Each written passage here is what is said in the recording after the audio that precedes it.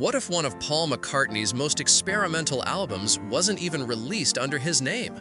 And what if that mysterious project, completely instrumental, wildly orchestral, and unlike anything the Beatles ever did, was forgotten for decades?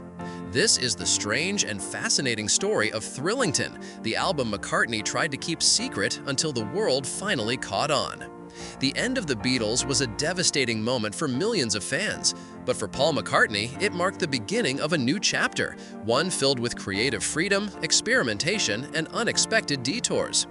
After the iconic band split, McCartney didn't just go solo. He built a new legacy with Wings and produced a string of successful records. Yet tucked away in the shadows of that era was one peculiar project that almost no one knew was his. Just a year after the Beatles officially broke up, McCartney recorded a fully instrumental album. But when it finally saw release in 1977, there was no mention of his name. The record, titled Thrillington, was credited to a fictional character named Percy Thrills Thrillington, an alter ego McCartney invented specifically for the album. Far from a standard release, Thrillington was a cover album of Ram, a project he had previously made with his wife Linda. But because it was released under a pseudonym with barely any publicity, the album barely made a ripple. It didn't chart, and most fans didn't even know it existed. Interestingly, Thrillington had actually been recorded 6 years earlier, in 1971, right before McCartney became immersed in forming Wings. Though he produced the record, McCartney didn't sing or play on any of the tracks. Instead, he enlisted composer Richard Anthony Hewson to handle the arrangements, giving the album its rich orchestral flair. The entire recording process took just 3 days, but as McCartney and Linda committed themselves to launching Wings, the project was shelved. In fact, Thrillington had already been completed even before Ram hit the shelves. By the time McCartney returned to the album, he had already released multiple records with Wings: Wildlife, Red Rose Speedway, Band on the Run, Venus and Mars, and Wings at the Speed of Sound. Eventually, McCartney dusted off Thrillington and decided to release it, but not under his own name.